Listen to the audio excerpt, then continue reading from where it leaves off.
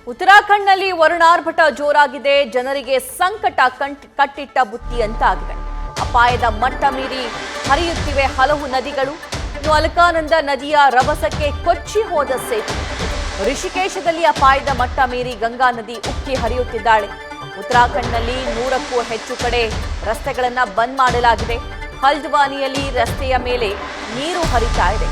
ರಸ್ತೆ ದಾಟುವಾಗ ಬೈಕ್ ಸವಾರರು ಕೊಚ್ಚಿ ಹೋಗ್ತಾ ಇದ್ರು, ಆದರೆ ಸ್ವಲ್ಪದರಲ್ಲೇ ಪಾರಾಗಿದ್ದಾರೆ. ಭಾರೀ ಮಳೆ ಮುಂದುವರೆದಿದೆ. 48 ಗಂಟೆಗಳ ರೆಡ್ ಅಲರ್ಟ್ ಅನ್ನ ಉತ್ತರಾಖಂಡ್ನ ಬೇರೆ ಬೇರೆ ಭಾಗದಲ್ಲಿ ಘೋಷಣೆ ಮಾಡಲಾಗಿದೆ.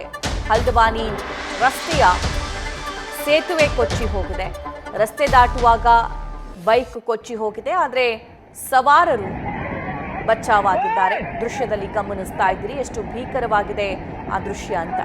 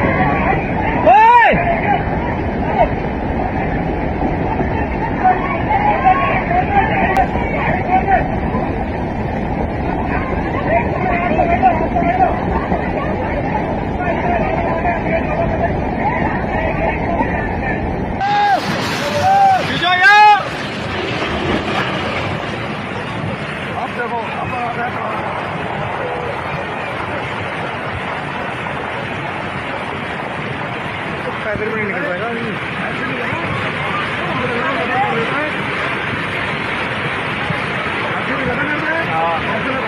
कर देता है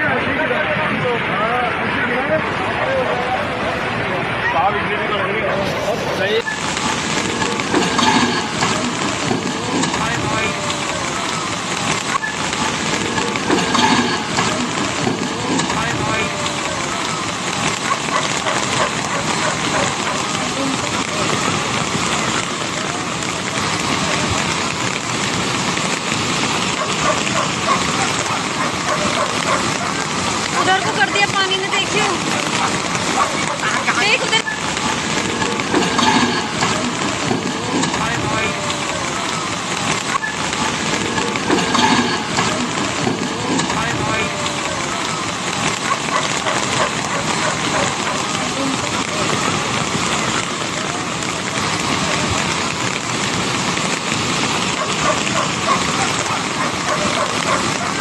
उधर को कर दिया पानी ने, देखियो देख उधर।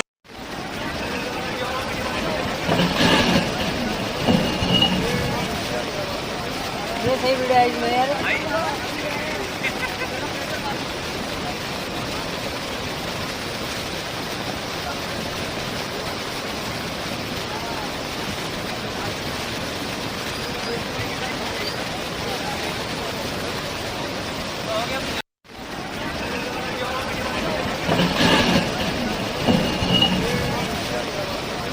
ये सही वीडियो है इसमें यार।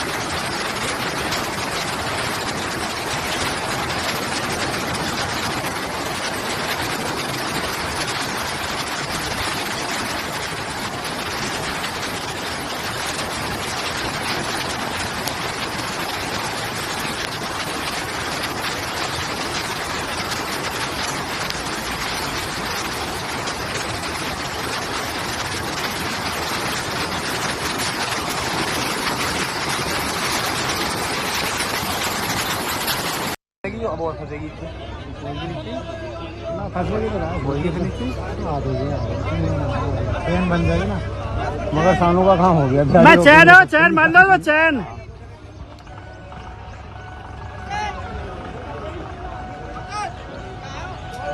अस्सलाम वालेकुम अब और फंसेगी ना फंसेगी तो होगी फिर नीचे आ जाएगी चैन बन ಉತ್ತರಾಖಂಡ್ನಲ್ಲಿ ನಿರ್ಮಾಣವಾಗಿರುವ ಬೇರೆ ಬೇರೆ ರಣಭೀಕರ ದೃಶ್ಯವನ್ನ ನಿಮಗೆ ಸ್ಕ್ರೀನ್ ಮೇಲೆ ತೋರಿಸ್ತಾ ಇದ್ದೀನಿ. ಬೈಕ್ ಸವಾರರಿಬ್ರು ಹೋಗ್ತಾ ಇರ್ತಾರೆ, ಅಲ್ಲಿ ನೀರಿನ ಮಟ್ಟ ಜಾಸ್ತಿ ಆಗುತ್ತೆ, ಏಕಾಏಕಿ ಕೊಚ್ಚಿ ಹೋಗ್ತಿರ್ತಾರೆ. ಅದೃಷ್ಟವಶಾತ್ ಬಚಾವ್ ಆಗ್ತಾರೆ, ಯಾಕಂದ್ರೆ ಕೈಯಲ್ಲಿದ್ದಂತಹ ಬೈಕನ್ನು ನೀರಲ್ಲಿ ಹೋಗೋದಕ್ಕೆ ಬಿಡ್ತಾರೆ. ಅಟ್ಲೀಸ್ಟ್ ಆ ಬೈಕನ್ನು ಇನ್ನೂ ಗಟ್ಟಿಯಾಗಿ ಇಟ್ಕೊಂಡಿದ್ದಿದ್ರೆ ಅವರು ಕೂಡ ಆ ಬೈಕ್ ಜೊತೆನೇ ಕೊಚ್ಕೊಂಡು ಹೋಗುವ ಪರಿಸ್ಥಿತಿ ನಿರ್ಮಾಣ ಆಗ್ತಿತ್ತು. ಇನ್ನು ಮತ್ತೊಂದು ಭಾಗದಲ್ಲಿ ನೀವು ಗಮನಿಸ್ತಾ ಇದ್ದೀರಿ, ಅದು ಹೊಸದಾಗಿ ನಿರ್ಮಾಣಗೊಂಡಂತಹ ಸೇತುವೆ ಅಂತ ಅನಿಸುತ್ತೆ. ಅಲ್ಲಿರೋ ಟಾರ್ ಗೀರ್ ಎಲ್ಲ ನೋಡಿದ್ರೆ ಅದು ಹೊಸದಾಗಿ ನಿರ್ಮಾಣ ಮಾಡಿರುವಂಥ ಸೇತುವೆ ಅಂತ ಅನ್ನಿಸ್ತಾ ಇದೆ. ಆದರೆ ಆ ಸೇತುವೆ ಆ ನೀರಿನ ರಭಸಕ್ಕೆ ಕ್ಷಣ ಮಾತ್ರದಲ್ಲಿ ಹೇಗೆ ಕೊಚ್ಚಿ ಹೋಗ್ತಾ ಇದೆ ಅಂತ ಗಮನಿಸ್ತಾ ಇದ್ದೀರಿ. ಅಂದರೆ ಇಲ್ಲಿ ನೀರಿನ ಪ್ರಮಾಣ, ನೀರಿನ ಭೀಕರತೆ ಅಷ್ಟು ಜಾಸ್ತಿ, ಫೋರ್ಸ್ ಅಷ್ಟು ದೊಡ್ಡ ಮಟ್ಟದಲ್ಲಿ ಇದೆಯಾ ಅಥವಾ ಕಳಪೆ ಕಾಮಗಾರಿನ ಅನ್ನುವಂಥ ಪ್ರಶ್ನೆ ಕೂಡ ಮೂಡುತ್ತೆ. ಯಾಕಂದರೆ ಈ ಉತ್ತರಾಖಂಡ್ ಭಾಗದಲ್ಲಿ ಅತಿ ಹೆಚ್ಚು ಗುಡ್ಡಗಾಡಿನ ಪ್ರದೇಶ ಅದು. ಎಲ್ಲಿ ಬೇಕಲ್ಲಿ ಈ ನದಿಗಳು ಹರಿಯುತ್ತೆ, ತೊರೆ ಝರಿ ಎಲ್ಲವೂ ಹರಿಯುತ್ತಾ ಇರುತ್ತೆ. ಸೊ ತುಂಬ ಕಡೆ ಸೇತುವೆಗಳನ್ನು ಕೂಡ ನಿರ್ಮಾಣ ಮಾಡಿರ್ತಾರೆ. ಸೊ ಸೇತುವೆಗಳು ತುಂಬಾ ಮಜಬೂತ್ ಆಗಿರ್ತವೆ, ಸ್ಟ್ರಾಂಗ್ ಆಗಿರ್ತವೆ. ಆದರೆ ಇಲ್ಲಿ ಏನು ಫಾಲ್ಟ್ ಆಗಿದೆ ಅಥವಾ ಏನು ಡ್ಯಾಮೇಜ್ ಆಗಿದೆ, ಏನು ಪ್ರಾಬ್ಲಮ್ ಆಗಿದೆ ಅನ್ನೋದನ್ನು ಮುಂಬರುವಂಥ ಹಂತದಲ್ಲಿ ವರದಿಯನ್ನು ತರಿಸ್ಕೊಳ್ತಾರೆ ಸಂಬಂಧಪಟ್ಟ ಇಲಾಖೆಯ ಹಿರಿಯ ಅಧಿಕಾರಿಗಳು. ಆದರೆ ಆ ಸೇತುವೆಯ ಇಕ್ಕೆಲಗಳಲ್ಲಿ ಆ ಕಡೆ ಮತ್ತು ಈ ಕಡೆ ಎರಡೂ ಬದಿಗಳಲ್ಲಿ ಜನ ನಿಂತ್ಕೊಂಡು ನೋಡ್ತಾ ಇದ್ದಾರೆ. ಆದರೆ ಅವ್ರಿಗೇನೋ ಕುತೂಹಲ, ಸೇತುವೆ ಬೀಳಬಹುದು, ಕೊಚ್ಚಿ ಹೋಗಬಹುದು ಅನ್ನುವಂಥದ್ದು. ಆದರೆ ನೀರಲ್ಲಿ ಬಿದ್ದರೆ ಯಾರು ಗತಿ ಅಂತ, ಯಾರು ಹೊಣೆ ಅಂತ, ಪ್ರತಿಯೊಂದಕ್ಕೂ ಕೂಡ ನಾವು ಸಿಸ್ಟಮ್ನ ಬ್ಲೇಮ್ ಮಾಡ್ತೀವಿ ಅಥವಾ ಸರ್ಕಾರವನ್ನು ಬ್ಲೇಮ್ ಮಾಡ್ತೀವಿ. ಆದರೆ ಯಾರೂ ಕೂಡ ಹೋಗಿ ಅಲ್ಲಿ ನಿಂತ್ಕೊಂಡು ನೋಡಿ ಸೆಲ್ಫಿ ಕ್ಲಿಕ್ಕಿಸ್ಕೊಳ್ಳಿ ಅಥವಾ ಅದನ್ನು ಶೂಟ್ ಮಾಡಿ ಅಂತ ಹೇಳಿರೋದಿಲ್ಲ. ಆದರೆ ಜನ ಅವರವರ ಕುತೂಹಲಕ್ಕಂತ ಅಲ್ಲಿ ಹೋಗಿರೋದು. ಸೊ ಮೊನ್ನೆ ಮಹಾರಾಷ್ಟ್ರದಲ್ಲೂ ಕೂಡ ಲೋನಾವಾಲಾದಲ್ಲಿ ಅಂಥದ್ದೇ ಒಂದು ಘಟನೆ ಆಯಿತು. ಜಲಪಾತದ ಮಧ್ಯೆ ಹೋಗಿ ನಿಂತ್ಕೊಂಡಿರ್ತಾರೆ, ಏಕಾಏಕಿ ಆ ಇಡೀ ಕುಟುಂಬ ನೀರಲ್ಲಿ ಕೊಚ್ಚಿ ಹೋಗ್ಬಿಡುತ್ತೆ. ಅಂತಹ ಬೇರೆ ಬೇರೆ ಸಿಚುವೇಶನ್ ಇಲ್ಲಿ ನಿರ್ಮಾಣ ಆಗಿರೋದನ್ನ ನಾವು ಗಮನಿಸಬಹುದಾಗಿದೆ. ಸೊ ಮತ್ತೊಂದು ಕಡೆ ಅಲ್ಲಿ ಆ ಟಾಟಾ ಸುಮೋ ಮುಳುಗ್ತಾ ಇದೆ, ಅದನ್ನ ಬಚಾವ್ ಮಾಡುವಂತಹ ಕೆಲಸ JCBಯನ್ನ ತರಿಸಿ ಅಲ್ಲಿ ಸ್ಥಳೀಯರು ಮಾಡ್ತಿದ್ದಾರೆ.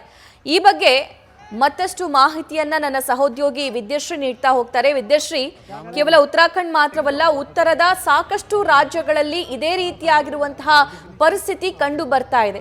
ಸದ್ಯಕ್ಕೆ ಅಲ್ಲಿ ಯಾವೆಲ್ಲ ಮುಂಜಾಗ್ರತಾ ಕ್ರಮಗಳನ್ನು ವಹಿಸಲಾಗಿದೆ, ಇಲ್ಲಿವರೆಗೂ ಯಾರಿಗೆಲ್ಲ ಜೀವ ಹಾನಿಯಾಗಿದೆ, ಏನೆಲ್ಲ ಮಾಹಿತಿ ಲಭ್ಯವಾಗ್ತಾ ಇದೆ ವಿದ್ಯಾ?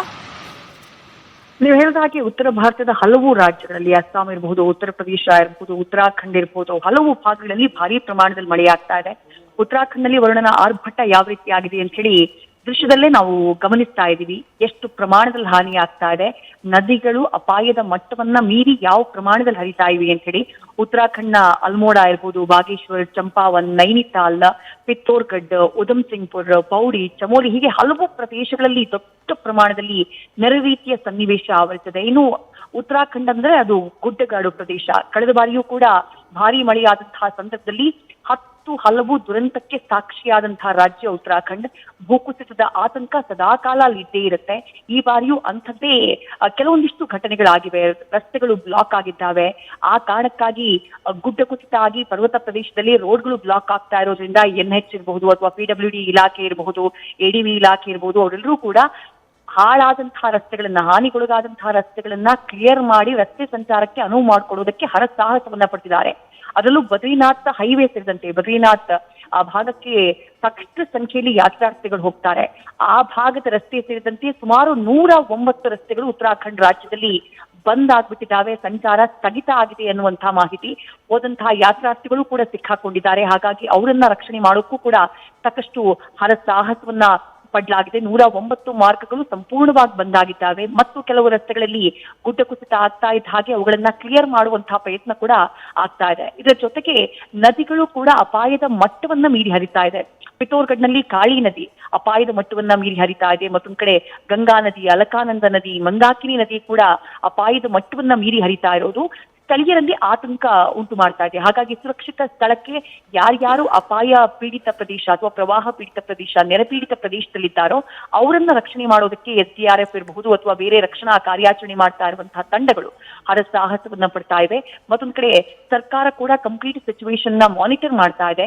ಯಾವುದೇ ರೀತಿ ಪ್ರಾಣ ಹಾನಿ ಆಗದೇ ಇರುವಂತಹ ರೀತಿಯಲ್ಲಿ ಕ್ರಮಗಳನ್ನ, ಕಳೆದ ಬಾರಿ ಆದಂತಹ ದುರಂತ ಮತ್ತೆ ಮರುಕಳಿಸಬಾರ್ದು, ಹೆಚ್ಚಿನ ಪ್ರಾಣ ಹಾನಿಗಳಾಗಬಾರ್ದು ಅನ್ನುವಂತಹ ಕಾರಣಕ್ಕಾಗಿ ಜನರ ನೆರವಿಗೆ ಬರೋಕೆ ಕೆಲವೊಂದಿಷ್ಟು ಕ್ರಮಗಳನ್ನ ತೆಗೆದುಕೊಂಡಿದೆ ಸಭಾ. Thank you Vidya.